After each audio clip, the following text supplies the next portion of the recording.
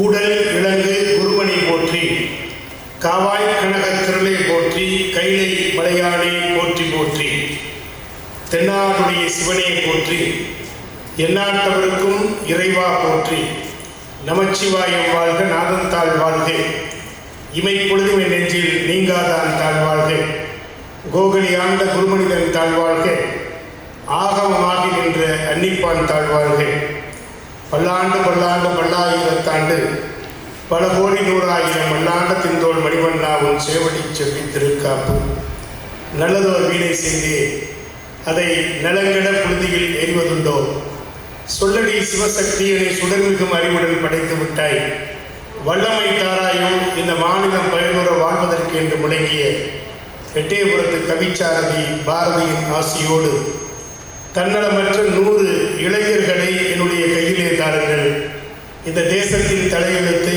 நான் மாற்றி காண்பிக்கின்றேன் என்று வீரமுழக்கம் முழங்கிய சுவாமி விவேகானந்தரின் வழிகாட்டுதலோடு மாடு கட்டி போரடித்தால் மாளாது சென்னல் என்று யானை கட்டி போரடித்த அழகான மதுரையிலே மிகச்சிறப்பாக தமிழிசை சங்கத்தை நிறுவி இன்றைக்கு ஒப்பாரும் இக்காரும் இல்லாத அளவிலே தமிழிசைக்காக தொடர்ந்து இயங்கிக் கொண்டிருக்கக்கூடிய அற்புதமான தமிழிசை சங்கம் ராஜா முத்தையா மன்றத்திலே தமிழ் புத்தாண்டு சிறப்பு நிகழ்ச்சிகளை ஏற்பாடு செய்திருக்கக்கூடிய தமிழிசை காவலர், போற்றுதலுக்கும் பாராட்டுதலுக்கும் உரிய இந்த தமிழிசை சங்கத்தினுடைய தலைவர், நிஜமெல்லாம் நிறைந்திருக்கிற நேசர், வணக்கத்திற்குரிய டாக்டர் ஏசி முத்தையா அவர்களே, மிகச்சிறப்பாக செயல்பட்டு கொண்டிருக்கக்கூடிய போற்றுதலுக்கும் பாராட்டுதலுக்கும் உரிய சொக்கலிங்கம் ஐயா அவர்களே, பெருமைக்குரிய அளவிலே இந்த தமிழிசை சங்கத்தினுடைய பொருளாளராக இருந்து பணியாற்றி கொண்டிருக்கக்கூடிய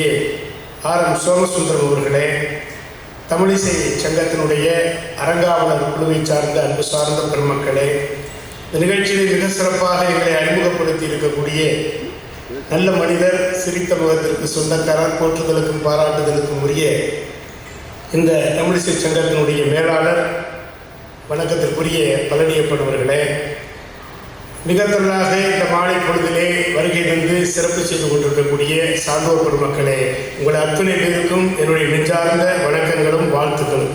தமிழிசை சங்கம் இந்த மதுரை என்பதிலே ஒரு அற்புதமான பணியை ஒப்பாரும் மிக்காரும் இல்லாத அளவிலே செய்து கொண்டிருக்கிறார்கள். இந்த இடம் முழுக்க முழுக்க பார்த்து என்று சொன்னால் இந்த மதுரை என்பது பல்வேறு சிறப்புகளை உடையது. நாமெல்லாம் இந்த மதுரையிலே பிறந்ததற்கு கொடுத்து வைத்திருக்க வேண்டும். இறைவணக்கம் பாடிய திருமதி வத்சலா அவர்கள் தசாவதார நிகழ்ச்சியின் போது அதைத்தான் எங்களை தொலைபேசியை தொடர்பு கொண்டு சொல்வார்கள். இந்த மதுரை என்பது அற்புதமான ஒன்று. நான் சொல்லவில்லை, ஆளாள சுந்தரனாக சோமசுந்தரனாக இருக்கக்கூடிய சிவபெருமானே சொல்லியிருக்கிறார், பூலோகத்திலே எது உயர்ந்த தலம் என்று சொன்னால் கைலை மலையை விட உயர்ந்த தலம் ஒன்று இருக்கிறது என்றால் அது மதுரை தலம், அது பூலோக கைலாயம் என்று சொல்லுவார். அப்படி மதுரை, அதனால்தான் திருவாரூரிலே பிறந்தாலும் முக்தி அப்படின்னா, திருவாரூரில் பிறக்கிற உயிரினங்கள் அனைத்தும் முக்தி அடைஞ்சிருவாங்க. முக்தினா வீடு பேர். திருவாரூரிலே பிறந்தால் முக்தி, காசியிலே இறந்தால் முக்தி, தில்லையிலும் காஞ்சிபுரத்திலும் தரிசித்தால் முக்தி, திரு அண்ணாமலையை நினைத்தால் முக்தி, மதுரையில் பிறந்தாலும் நடந்தாலும் வாழ்ந்தாலும் கிடந்தாலும் முக்தி முக்தி முக்தின்னு சொல்லுவாங்க. அப்படி இந்த மதுரைக்கு பல்வேறு சிறப்பு உள்ளது. துவார சார்ந்த பெருவழின்னு பேர். நமக்கு மூலாகாரம், சுவாதிஷ்டானம், மணிப்பூரகம், அநாகதம், விசுத்தி, ஆங்கை, சகசிராசாரம்னு சொல்லி அதுக்கு மேலே ஒன்று இருக்குன்னா அது மதுரை அப்படின்னு சொல்லுவாங்க. அதோட எல்லாத்துக்கும் மேலே என்ன அப்படின்னா, இந்த மதுரையில் பிறக்கிற ஒவ்வொருவருமே மிகுந்த சிறப்பு பொருந்தி. அதனால தான் திரு ஆலவாய் என்று கேட்டவரே அறம் பெறுவர்னு பரஞ்சோதி முனிவர் சொல்லுகிறார். திரு ஆலவாய்னு கேட்டுட்டாலே 32 வகையான அறமும் நீங்கள் செஞ்சிட்டீங்க. இங்கே வந்து உட்கார்ந்து இருக்கிறது ஒரு மிகப்பெரிய தவச்சாலை. ஆனால் எத்தனை பேர் இன்னைக்கு மதுரையில் இருக்கிறோம், நீங்கள் வந்து அமர்ந்திருக்கிறீங்க அப்படின்னா இது மிகப்பெரிய அறம். இது போன்ற பேச்சாளர்கள் பேசுவதை கேட்க வருவது ஒரு பெரிய அறம் அப்படின்னு சொல்லுவோம். அப்போ அறம் செய்ய விரும்புது அப்படின்னு நம்ம சொல்லியிருக்கிறோம். அப்படிங்க அறப்பணியை அற்புதமாக செய்து கொண்டிருக்கக்கூடிய தமிழிசை சங்கம் ஆண்டுதோறும் நடத்துகின்ற இந்த சிறப்பு பொருந்திய விழாவிலே மிக நேர்த்தியாக இன்றைக்கு ஒரு அற்புதமான பட்டிமன்றத்தை தொடங்கி இருக்கிறார்கள். அற்புதமான ஒரு நிகழ்வு. இந்த நிகழ்வை குறித்து சொல்ல வேண்டும் என்று சொன்னால் இன்றைக்கு பேசுவதற்காக 4 அறிஞர் பெருமக்கள் வந்திருக்கிறார்கள். சவால்களை எதிர்கொள்ள பெரிதும் தேவை படிக்கிற புத்தகங்களா அல்லது மூத்தோர்களின் அறிவுரையா அப்படிங்கிற ஒரு தலைப்பு நம்ம கொடுத்துருக்குறோம். மூத்தோர்களுடைய அறிவுரை கூடிய அனுபவங்களா அப்படிங்கிற ஒரு தலைப்பு. படிக்கும் புத்தகங்கள் தான் புத்தக அறிவு அப்படின்னு சொல்வதற்காக மதுரை கல்லூரி மேல்நிலைப் பள்ளியினுடைய அற்புதமான தலைமை ஆசிரியராக இருந்து அற்புதமான பணியை செய்து பணி நிறைவு பெற்றிருக்கக்கூடிய எங்கள் நெஞ்சமெல்லாம் நிறைந்திருக்கிற பேராசிரியர் செந்தூரன் ஐயா அவர்கள் வந்திருக்கிறார்.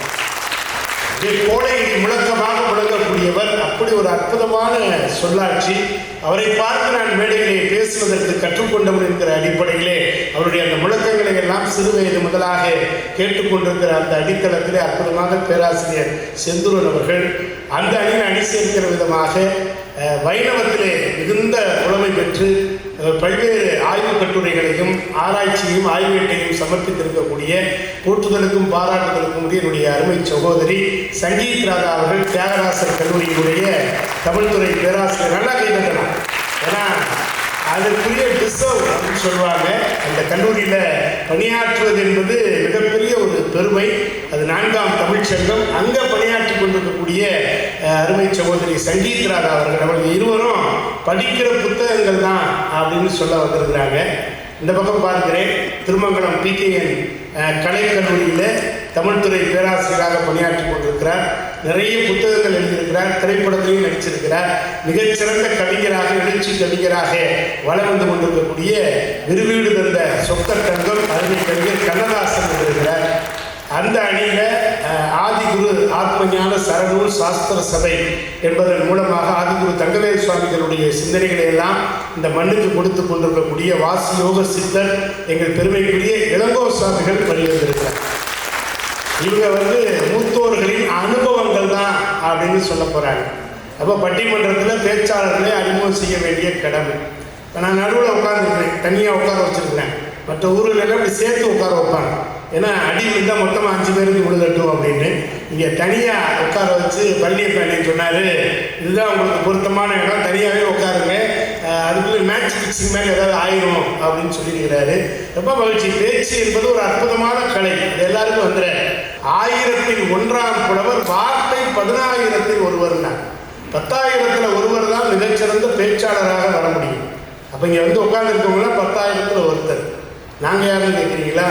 கோடியில் ஒருத்தர் தான் இப்படி உட்காந்து கை தட்ட முடியும். நீங்கள்லாம் கோடிக்கு இருக்கிறாங்க, எங்களுக்கெல்லாம் மேலே. ஏன்னா நேரத்தை கொடுத்து உங்களுடைய அற்புதமான இந்த கூட்டத்திற்கு வந்திருப்பது மிகப்பெரிய பெருமை.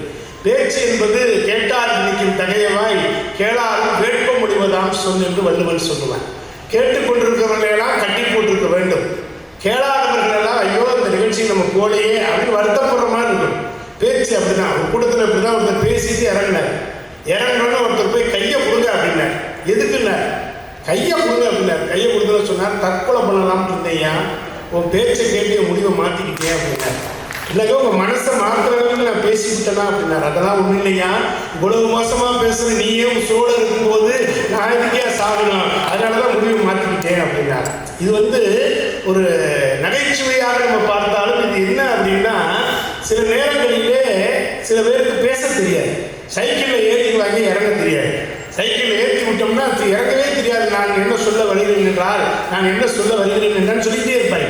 அந்த மாதிரிலாம் உண்டு. இப்போ நான் பள்ளிக்கூடத்தில் ஆசிரியர் அப்படின்னா எங்களுக்கு என்ன அப்படின்னா, மாணவர்கள் தான் பெரிய தவச்சாளர், அவங்க தான் அறச்சாளர், அவங்ககிட்ட தான் நாங்கள் நிறைய கற்றுக்கணும். ஐயா தான் சொல்லுவார், அந்த அனுபவம் தான் இன்னைக்கு தமிழாசிரியர்களுக்கு கிடைக்கிற அனுபவம் இருக்கு பாருங்க. அந்த அனுபவம் ரொம்ப வித்தியாசமான ஒன்று. கடவுள் வாழ்த்து நடத்தினேன். ஞானமே வடிவாய் நாடுவார் தேடும் நாட்டமே நாட்டத்தில் இருந்த மோனமே முதலே முக்தி நல்வித்தே தானமே தவமே நின்னை நான் நினைத்தேன் தமிழனை தன்னை மறப்பதற்கே அப்படின்னு சொல்லிட்டு, இது கடவுள் வாழ்த்துப்பா. கடவுள் உங்கள் முன்னால் வந்தால் என்ன கேட்பீங்க அப்படின்னு ஒரு பையன் இருந்துச்சான். கடவுள் வருவாரா சார் அப்படின்னா. ஆமாடா, அப்பப்போ கடவுள் வருவார், வந்துட்டாருன்னு வச்சுக்க என்ன கேட்பேன். அவங்க சொன்னா, சார் கடவுள் எப்படினாலும் வந்து என்ன சார் கேட்பேன், எனக்கு பள்ளிக்கூடத்துக்கு வந்து போகிறதுக்கு வசதியாக நல்ல பைக்கு கேட்பேன் சார் அப்படின்னா. இன்னொருத்தவங்க அவன் கிடக்கிறான் சார், எப்போ பார்த்தாலும் பைக்கு. நான்லாம் என்ன தெரியுமா சார் கேட்பேன், எங்கள் அம்மா உட்காந்து வீட்டில் பார்க்குறதுக்கு 100 இன்ச்சில் பெரிய டிவி கேட்பேன் சார் அப்படின்னா. நான் கொஞ்சம் அமைதியாக இருந்திருக்கணும். நான் சொன்னேன், கடவுள் எப்படினால வந்து என்ன கேட்பேன் தெரியுமாடா, என்ன சார் கேட்பீங்கன்னா, எனக்கு நல்ல அறிவு கொடுன்னு கேட்பேன்டாங்க. உடனே ஒரு பையன் எழுதிச்சான், சத்தான் சார், யார் யாருக்கு எது இல்லையோ அதைத்தானே கேட்க முடியும். அவனுக்கு பைக் இல்லை, அவனுக்கு டிவியில், உங்களுக்கு அறிவு இல்லைன்னா. யாரையும் பார்த்து அறிவு இருக்குதா மூளை இருக்குதான்னு கேட்கக்கூடாது. கேட்டோம் அப்படின்னா நமக்கு இல்லைன்னு ஆயிடும். இப்போ நம்ம யாராவது ஐயா செத்துறது ஐயா பேனா இருக்குதா அப்படின்னு கேட்டால் நம்மகிட்ட பேனா இல்லைன்னு அர்த்தம். இப்போ இருக்குதான்னு கேட்கக்கூடாது. இன்னைக்கு யாரை பார்த்தாலும் என்ன சொல்கிறான், அறிவு இருக்கா அப்படின்னு தான் கேட்குறோம். அவன் மனசுக்குள்ளே சிரிச்சுக்கிறான், அவனுக்கு இல்லை கொடுக்கு அப்படின்னு. யாரையும் ரொம்ப வேகமாக பேசி, அப்போ பேச்சு என்பது எல்லாருக்கும் அமைஞ்சிடாது. அது ஒரு அற்புதமான விஷயம். அதுவும் பட்டிமன்றத்தில் பேசுறது என்பது மிக மிக அற்புதமான ஒரு விஷயம். அதைத்தான் இங்கே அழகாக பண்ணியிருக்கிறாங்க. ஒரு வார்த்தை வெல்லும், ஒரு வார்த்தை கொல்லும்னா. கும்பகர்ணே நல்லவன் தான், அவனை மாதிரி பக்தன் கிடையாது. அவன் ஒரு சிறந்தவன். அவன் பிரம்மாவை நோக்கி தவம் இருக்கிறான்.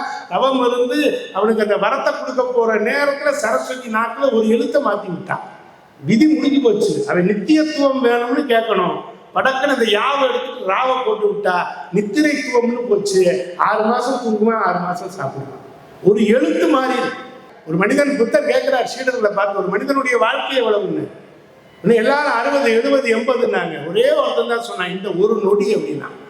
புத்தர் சிரிச்சார். ஒவ்வொரு நொடியிலும் வாழ வேண்டும். வாழ்க்கை என்பது வாழ்வதற்காக இறைவன் கொடுத்திருக்கிறான். செட்டிநாட்டு கவிஞர் கவியரசு சொன்னா, வாழ்க்கை என்றால் 1000 இருக்கும், வாசல்தோறும் வேதனை இருக்கும், வாடி நின்றால் ஓடுவதில்லை, எதையும் தாங்கும் இதயம் இருந்தால் இறுதி வரைக்கும் நிம்மதி இருக்கும்னு அதை அற்புதமா கொடுத்தார். இப்ப வாழ்க்கைனா 1000 இருக்கும், இன்னைக்கு கோடி இருக்குது. இன்னைக்கு வாழ்க்கையில சவால்களை சந்திக்கிறது பெரும்பாடார். அப்படி உலகத்து உயிர்களை எல்லாம் கடவுள் படைச்சிட்டு முடிவு பண்ணார். எல்லாருக்கும் வாழ்நாள முடிவு பண்ணார். பூச்சிக்கு இவ்வளவு, புழுக்களுக்கு இவ்வளவு, விலங்குகளுக்கு அப்படின்னு வரும்போது 30 அப்படின்னு முடிவு பண்ணார். இதுல ஏதாவது கருத்து வேறுபாடு இருந்தா இருக்கேன், எல்லாம் போயிடுச்சு. ஒரு 4 ஜீவராசி நின்றுக்கிட்டு இருந்துச்சான். கடவுள் இப்படியே பார்த்துருக்கிறாரு. முதல்ல ஒரு கழுதை நின்றுருக்கு, அதுக்கு பக்கத்துல ஒரு நாய் நின்றுருக்கு, 3வதா குரங்கு நின்றுருக்கு, 4வதா மனுஷன் நின்றுருக்கான். என்ன உங்க 4 பேருக்கு என்ன பிரச்சனை? என்ன கழுதையை பார்த்தார். உனக்கு என்ன பிரச்சனை? என்ன எனக்கு தான் பிரச்சனை அதிகமா இருக்கு. குட்டியா இருக்கும்போது கொஞ்சிறாங்க, கொஞ்சம் வளர்ந்துட்டோம்னா கள்ளக்குண்டி எறிகிறாங்க. அப்படியா? இல்லையே, நான் பூலோகத்துக்கு அடிக்கடி போகிறது உண்டு. பூலோகத்துல கடைகள்ல என்ன படம் வச்சிருக்காங்களே, கழுத ஓம் படத்தை போட்டு வச்சிருக்கிறாங்க. நீ என்னை பாரு யோகம் வரும்னு போட்டிருக்கு. உனக்கு தான் சூடம் பத்தி சாம்பிராணிலாம் காமிச்சிட்டு இருக்கிறாங்க. ஓ யோகம் பெரிய யோகம் தானே. கடவுளே, என்னை பார்த்தா யோகம் வரும்னா தினம் என் மூஞ்சில முடிக்கிற சலவை தொழிலாளி மாத்திரம் ஏன் அப்படியே இருக்கிறான்? அதை வாழ்க்கையில் அவன் நினைச்சு பார்த்துருக்கிறானா? யோகம்னா என்ன தெரியுமா கடவுளே? என்னன்னு கேட்டாரு. அது ஒன்றும் இல்லை, காலையில் என் முதுகில் அழுக்கு துணியை தூக்கி வைப்பான், சுமந்துட்டு படித்துறைக்கு போவோம், துவைப்பாங்க. சாயந்தரமா வெளுத்த துணியை தூக்கி வைப்பாரு, சந்தோஷமா வருவேன்.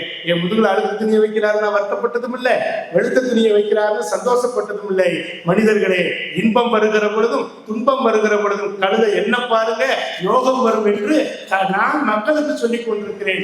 அது தெரியாமல் இப்படி இருக்கிறார்கள். சரி பரவாயில்ல, பார்த்தாரு. அடுத்து நாயை பார்த்தாரு. உனக்கு என்ன பிரச்சனைனார்? அதுதான் பிரச்சனையை சொல்லிச்சு. சரி உனக்கு ஒரு பிரச்சனைனார். அடுத்து குரங்கு கைய காலம் தூக்குச்சு, பல்ட்டிலாம் அடிச்சிச்சு. உனக்கு என்ன பிரச்சனை? நான் கிளைக்கு தப்பிக்கிட்டு இருக்கிறேன், என் வாழ்க்கை ரொம்ப கவலைக்கிடமா இருக்குச்சு. சரின்னு குறைச்சிட்டு மனுஷனை பார்த்தாரு. என்னப்பா, கழுதைக்கு குறைச்சாச்சு, நாய்க்கு குறைச்சாச்சு, குரங்குக்கு குறைச்சாச்சு, உனக்கும் குறைச்சிடலாமா? 30ல இருந்து மனுஷனுக்கு நான் தயவு செய்து அந்த தப்பை மாத்திரம் பண்ணிடாதீங்க கடவுளே. ஏப்பா, 30 வயசுல தான் நான் வாழ்றதுக்கே தொடங்குறேன். வாழ்க்கை தொடங்கும் போதே பீச கொடுங்கன்னா என்ன செய்யறது?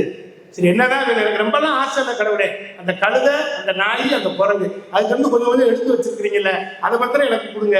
கடவுள் பார்த்தாரு. கழுதைக்கு இருந்து ஒரு 20, நாய்க்கு இருந்து ஒரு 12, மிச்சத்தக்கு சொச்சம் போட்டு ஒரு 50 போட்டு கையில கொடுத்தாரு. கையில கொடுத்துட்டு 50 + 30 போயிட்டு வா 80 அப்படின்னாரு. இப்போ கடவுள் விழுந்து சிரிச்சார்.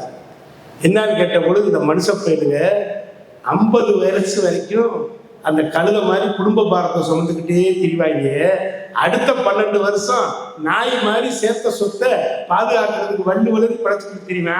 கடைசி 20 வருஷம் மகன் வீட்டுக்கும் போய் அந்தர் பல்ட்டி அடிச்சு ஒருவேளை சோத்துக்கு உட்காந்து அந்த புறங்காட்டி மாதிரி ஆடிக்கிட்டு இருப்பான். அதை நினைச்சேன் சிரிச்சேன் அப்படின்னா. இப்போ எனக்கு நாய் வாழ்க்கை ஓடிக்கிட்டு இருக்கு. அவரவர் வாழ்க்கை அவரவர் கையில்.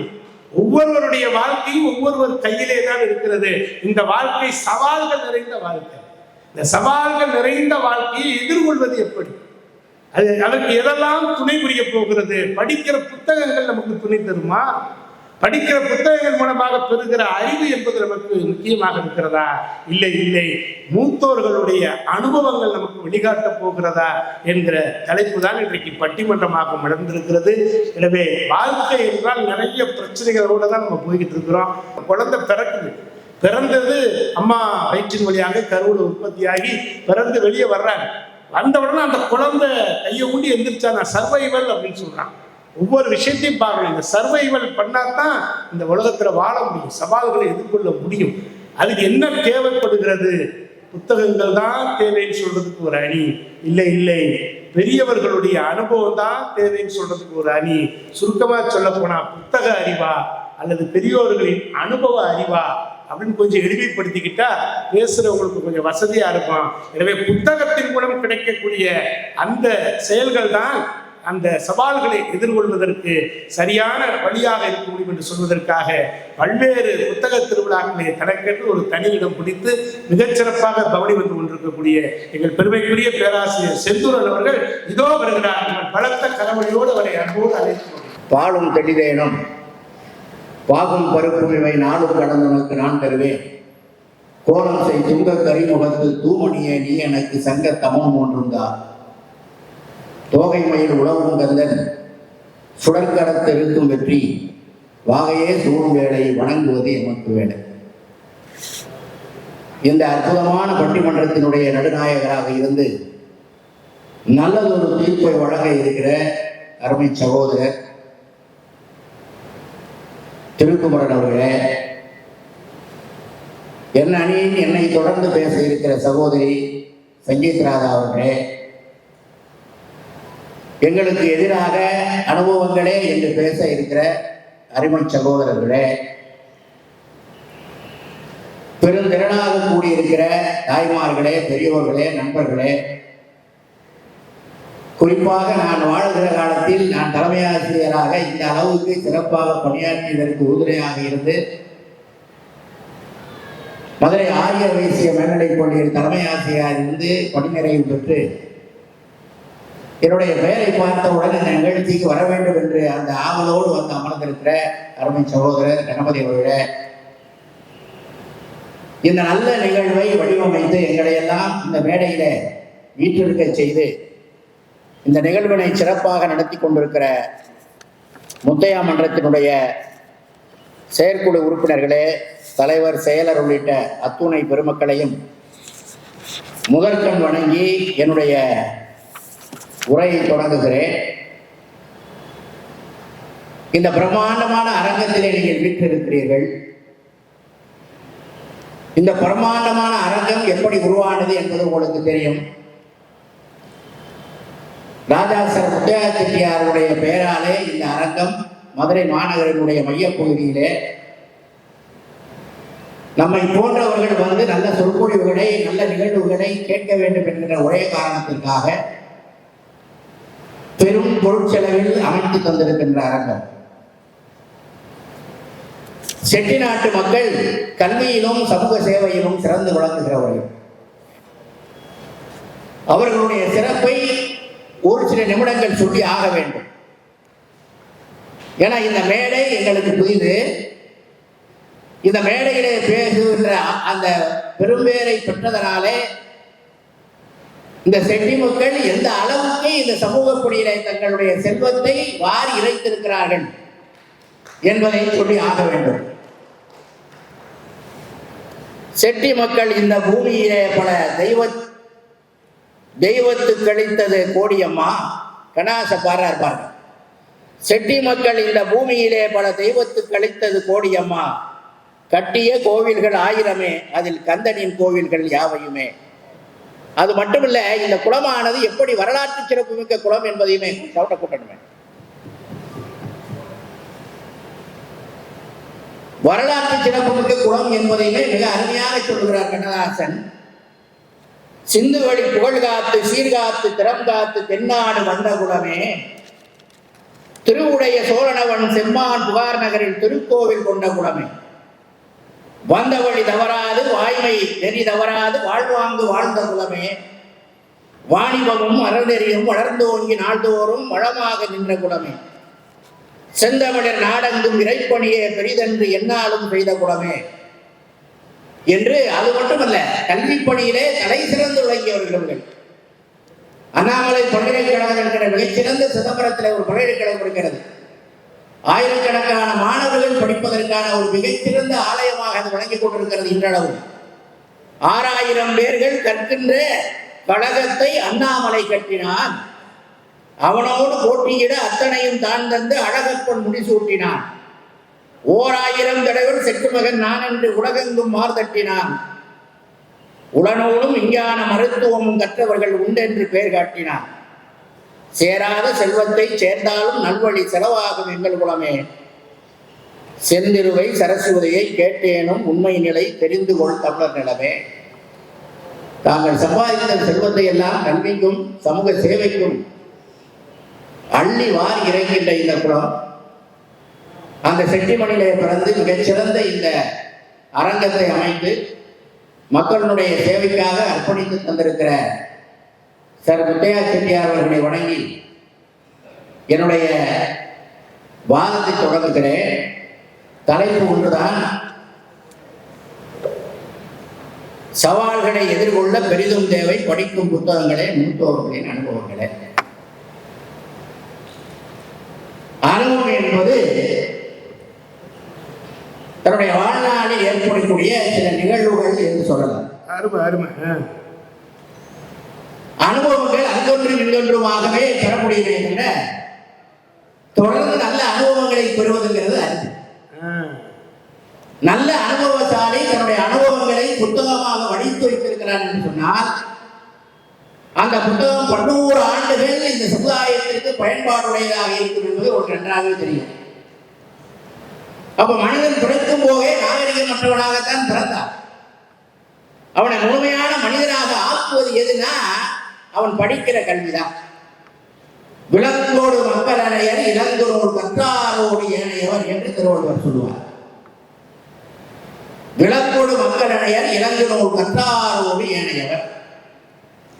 கல்வி கற்றதனாலதான் ஒருவன் மனிதன் என்கின்ற நிலைக்கு உயர்கிறான், அனுபவங்களால் அல்ல. அதனாலதான் பெருந்தலைவர் காமராஜர் படிக்காத மேதையவர், மிகச்சிறந்த சாதனைகளை செய்தார், மிக பெரும் அனுபவங்கள் அவருக்கு உண்டு. ஆனால் கடைசியில் என்ன செஞ்சார் தெரியுமா உங்களுக்கு? அவர் காலகட்டத்தில் 6000 பள்ளிக்கூடங்களை மூடிய காலகட்டத்தில் அவர் முதலமைச்சராக வந்தவுடனே 6000 பள்ளிக்கூடங்களை திறக்க வேண்டும் என்று சொன்னார். அப்ப அனுபவம் என்பது அதுபோன்று இந்த அனுபவம் சமுதாயத்துக்கு பயன்படாது. நல்ல கல்வி கற்றவர்கள் தான் இந்த சமுதாயத்திற்கு உறுதுணையாக இருக்க முடியும்.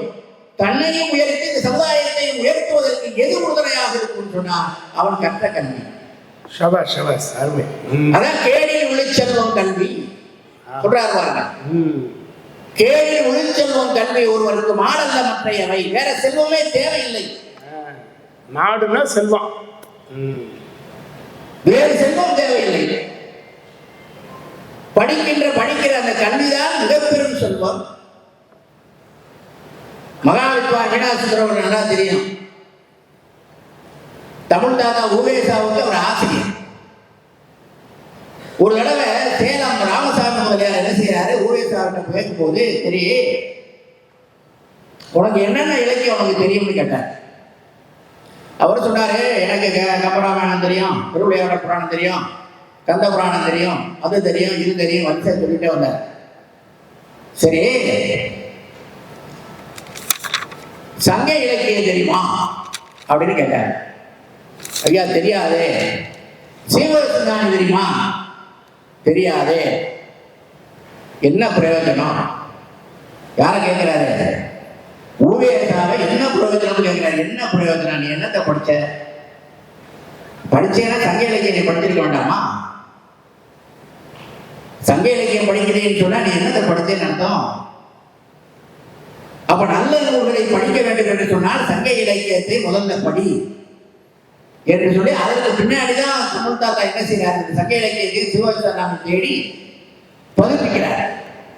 சரி, அந்த சங்க இலக்கியத்துல என்ன இருக்கு அப்படின்னு சொன்னா மிகச்சிறந்த கருத்துக்கள் இந்த சங்க இலக்கியத்தை அடைஞ்சிருக்காரு. என்ன சொல்றாரு? ஆரியப்படை கடந்த நெடுஞ்செழியன் என்ற மன்னன் ஒருத்தன் தான். ஒரு மன்னன்க, அந்த மன்னன் என்ன சொல்கிறார், எல்லாரும் படிக்கீங்க,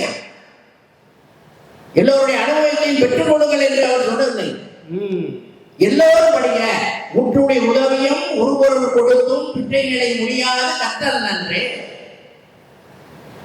பிச்சை எடுத்தாவது படி, ஒருத்தருக்கு பணம் ஒருத்ததான் படிக்கணும்னாலும் படி. இந்த கல்விதான் அழியா செல்லும் கடைசி வரை உன்னை காப்பாற்றுவது, உன்னை மட்டுமல்ல இந்த சமூகத்தையும் காப்பாற்றுவதனால். ஒரு குடி பிறந்த பல்லோரும் மூத்தோடு வருகை என்னாது, அரசோ என்ன செய்வான், அவன் அரசனை தேடி போவான். அவன் எங்கு கல்வியாளன் இருக்கிறானோ அங்கு அரசனே போய் உன்னுடைய ஆலோசனை எனக்கு தேவை என்று வரவழைத்து வைக்கின்ற மிகச்சிறந்த ஒரு தகுதியை ஒரு கல்வி அளிக்கிறது. அந்த காலத்தில் 4 வகை பிரிவு உண்டு. வேற்றுமை தெரிந்த நாற்பாளோரும் கீழ்ப்பாளோருவன் கற்பின் மேற்பாளோருவன் கற்கப்படுவேன் அவன் கற்படுவேன். 4 வருடங்கள்ல கீழே ஒருவன் கற்றிருந்தான் என்று சொன்னால் அவர் மேலே வருவதற்கான ஒரு மிகச்சிறந்த ஒரு ஏணிப்பொடியாக அந்த கல்வி அவனுக்கு இருக்கிறது. இதுதான் சவாலுங்கிறது. நான் நிச்சயமாக கலெக்டராக வருவேன் அப்படின்னா அது கல்வியினாலதான் முடியும். ஒரு கல்வியாளர்கள் தான் சென்ற இடம்லாம் சிறப்பு, கற்றோருக்கு சென்ற இடம்லாம் சிறப்புங்கிறாங்க பாருங்க. அது மட்டும் இல்லைங்க, ஒரு தாய்க்கு யாரை பிடிக்கும் அப்படின்னா பள்ளிக்கூடத்துக்கு போயிட்டு வர மகன் தான் பிடிக்கும். மாசம் 15,000 ரூபாய் 20,000 ரூபாய் சம்பாதிச்சு வர பாருங்க, அவனை பிடிக்காது. பள்ளிக்கூடத்துக்கு போயிட்டு வர பையனுக்கு தான் நல்ல தின்பண்டங்கள் எல்லாம் மடியில கட்டி வச்சு வந்தவொடனே கொடுப்பான். பிறப்போரன்ன உடல் வயிற்றிலுள்ளும் சிறப்பின்பாலால் தாயின் மனம் தெரியுமா. இது யார் சொன்னா அப்படின்னா ஒரு மன்னன் சொல்லுகிறார். அப்ப மன்னனுக்கு அந்த கல்வியினுடைய சிறப்பு தெரிந்திருக்கிறது. அனுபவம் அப்படிங்கிறது எப்படி அப்படின்னா, ஒன்று சொல்றேன், பொட்டாசியம் சயனைடு சாப்பிட்டா உயிர் போகும். இது என்னதான் மூடறிவு. இதுவே அணுவாய்வு மாத்திரம்னு வச்சுங்க, என்ன ஆகும், உயிர் போயிடும். சயனைடு சாப்பிட்டு பார்த்த அனுபவம்னா சாப்பிடுறதான அனுபவம். சயனைடு உயிரை போக்கும் அப்படிங்கிறது என்ன, அது மூடறிவு. சயனைடு சாப்பிட்டு பார்த்த அனுபவம்னு சொன்னா அது அப்படித்தான் அந்த அனுபவ அறிவுங்கிறது. அனுபவத்துலங்க நல்லது இருக்கும் கெட்டது இருக்குங்க, நல்லது இருக்கும் கெட்டது இருக்கு. இப்போ ஒரு தச்சன் இருக்கிறாரு, அந்த தச்சனுடைய அனுபவம் அவனுக்கு பிள்ளைக்கு போச்சுன்னா அவன் தச்சனா தான் இருப்பான் இல்லையா. ஒரு கூலி வேலை செய்யறவன் அவன் அனுபவத்தை சொன்னானா அவன் மகன் கூலி வேலையா தான் பார்ப்பான். இப்படித்தான் அனுபவம் பயன்படுவதை விட மிகச்சிறந்த கல்வி கற்கிற அந்த கல்வியானது எல்லோருக்கும் பயன்படும். இப்ப பாருங்களேன், தன்னுடைய பிள்ளைகளை படிக்க வைக்கிறேன்னு சொன்னா அதே நிலையில தான் அவன் இருக்க வேண்டியது இருக்கும். இப்போ கொத்தனார் பார்க்கிறாரு, கொத்தனாரு சூப்பர்வைசர் ஆகலாம். அவர் பையன் அப்படியே ஒரு டிப்ளமோ படித்தான், இன்ஜினியரிங் படித்தான், அது படித்தா எல்லா போய் வேலைக்கு போறான்னு சொன்னா அது கல்வி தான். டாக்டர் அம்பேத்கர் எடுத்துக்கங்களேன், அம்பேத்கருடைய வாழ்க்கை வரலாறு படிச்சா நமக்கெல்லாம் கண்ணீர் வரும். அவர் படிக்கின்ற காலத்தில் தீண்டத்தகாதவனாகத்தான் இருந்தார். அவருடைய சாப்பாடு பாத்திரத்தை கூட தனியா தூக்கி வச்சு தனியா போட்டு வச்சிருப்பாங்க. அப்படி மிக கொடுமையான அந்த இக்கட்டான சூழ்நிலையிலையும் தன்னுடைய கல்வியை விடாமல் படித்ததனால சுதந்திரம் பெற்றதும் இந்திய அரசியல் சாசனத்தை ஏற்படுத்துகின்ற உருவாக்குகின்ற அந்த குழுவிற்கு தலைவராக இருக்கிற அந்த தகுதி எப்படி வந்தது என்று சொன்னால் அவர் பெற்ற கல்வியாலே வந்தது. அப்ப கல்வி இல்லைன்னு சொன்னா என்ன ஆகும் அப்படின்னு சொன்னா விளங்குகிற நிலையில தான் இருக்கணும். அப்ப ஐரோப்பிய நாடு எடுத்துக்கிறேன், ஐரோப்பிய நாடு ஒவ்வொரு நாடும் எந்தெந்த நிலையில உயர்ந்திருக்கிறது அப்படின்னா கல்வி கற்றவர்கள் எங்கு அதிகமாக இருக்கிறார்களோ அந்த நாடு உயர்ந்த நாடு. இப்ப தமிழ்நாடு கேரளா நல்லா படிச்சிருக்கிறாங்க எல்லாரும். தமிழ்நாட்டில் இருந்தோ கேரளாவில் இருந்தோ அயல் மாநிலத்துக்கு வேற மாநிலத்திற்கோ வேற அயல்நாடுகளுக்கு சென்றார்கள் சொன்னால் நல்ல பதவிகளே இருக்கிறார். இப்போ உத்தரப்பிரதேசம், பீகார், ஒரிசா இருக்கிற அந்த இளைஞர்கள் இங்கே வர்றாங்க, தமிழ்நாட்டுக்கு வர்றாங்க. படிச்சுட்டு வர்றாங்க இல்லையே, படிக்கலையே. அப்ப படிக்காத நிலையில் என்ன செய்யணும், வந்து இங்க அடிமை தொழில் செய்யறதா இருக்கிறார்கள். நல்ல ஒரு பெரிய மிகச்சிறந்த பதவியில இருக்கிற ஒரு ஆற்றல் அவர்களுக்கு இல்லை. என்ன காரணம்னா அவங்களுக்கு கல்வி அறிவு இல்லை. இன்னொன்று சொல்றோம்ல, எவ்வளவுதான் சம்பாதிக்கிறோம், எவ்வளவுதான் இது பண்ற, வாழ்க்கை இப்படியே போயிடும், நினைச்ச மாதிரி வாழ்க்கை இல்லையே, இப்படி போய்கிட்டு இருக்க, என்ன செய்கிறது என்று சோர்ந்து இருக்கிற வேலையில கூட நல்ல நூல்களை படிக்கிற பொழுது அதற்கான காரணம் சொல்லப்பட்டிருக்கிறது. வாழ்க்கை என்பது நீ நினைக்கிற மாதிரி இல்லப்பா, நீ நினைக்கிற மாதிரி வாழ்க்கை இருக்குன்னு சொன்னா அது வாழ்க்கை கிடையாது. இறைவன் என்ன வைத்திருக்கிறானோ அதுபடிதான். எப்படி ஆறு போகிற போது அதில் போகிற தெப்பம் அது இஷ்டத்துக்கெல்லாம் திரும்ப முடியாது. அதுபோல வாழ்க்கை என்ற ஆறிலே நம்முடைய வாழ்க்கை போய்கொண்டே இருக்கிறது. எங்க திரும்பும், எங்க இதாகும், எங்க முற்று இருக்கும், எங்க ஒரு தடை இருக்கும் அப்படின்னு நம்ம நிர்ணயிக்க முடியாது என்பதை அந்த காலத்துல சங்க இலக்கியத்திலே மிக அருமையா சொல்றாங்க. கண்பொழுது இறங்க வல்லல் பெரியாற்று நீர் வழிப்படும் குறைவோர் ஆறுகளில் குறை வழிப்படும் என்பதும் பிறவோ காட்சியில் தெளிந்தனமாகலின் மாட்சியில் பெரியோரை ஏற்றலுமே சிறியோரை இகழ்ந்து அதனிலும் விடவேன்னு சொல்லி சங்க காலத்திலேயே அந்த பாடலை படித்தவனுக்கு தெரியும். இந்த வாழ்க்கையை நாம் விரும்பியது போல வாழ்க்கை நடத்த முடியாது. ஆற்றல் போன்ற படகு போலதான் நம்முடைய வாழ்க்கை செல்லும் என்பதை அவனுக்கு ஒரு திருப்தியாகும் இல்லையா? அதனால ஒரு காரியத்தை, அனுபவத்தை ஒரு புத்தகமாக தனித்து தந்து அதை ஒரு 100 ஆண்டுகளுக்கு பயன்படுமாறு செய்தார்கள் என்று சொன்னால் அந்த அனுபவம் கூட அவர்களுக்கு பயன்படும். வெறும் அனுபவத்தை சொல்லினால் மட்டும் என்ன ஆகாது, சவால்களை சமாளிக்க முடியாது. அதனாலதான் அந்த காலத்திலேயே சொன்னாங்க, பெண்களுக்கும் கல்வி வேண்டும், பெண்களுக்கு கல்வி இருந்தால்தான் பெண்கள் மிகச்சிறந்த குழந்தைகளை வளர்க்க முடியும். கல்வி இல்லா பெண் கடல் நிலம் அங்கு புல்லுழைந்திடலாம் நல்ல புதல்வர்கள் விளைவதில்லை என்று சொல்லி பாரதிதாசன் சொல்கிறார். தலைவாரி போட்டு ஊட்டி உன்னை பாட சாலைக்கு போய் என்று சொன்னால் ஒரு அன்னை சிறை போல ஏழங்கு நின்றார், சிந்தாத கண்ணீரை ஏற்றுகின்றார். மலையாள அல்லவோ கல்வி, வாயார உண்வாய் போய் என்று புதல்வி, கடிகாரம் ஓடுவன் ஓடுவார். அதனால பெண்களுக்கு கொடுக்கிற கல்வி அந்த குடும்பத்தை காப்பாற்றும். அனுபவம் என்பது நீருக்கு முடி போல தோன்றி மறைவது போல, கல்வி என்பது வற்றாத ஆறு போல. அதுபோல கல்விதான் மிகச்சிறந்த தடைகளை தகர்த்து முன்னேறுவதற்கு உறுதுணையாக இருக்கும் என்று சொல்லி நல்ல வாய்ப்பளித்த அத்துணை பேருக்கும் என்னுடைய நன்றியை சொல்லி நிறைவு செய்கிறேன். நன்றி, வணக்கம்.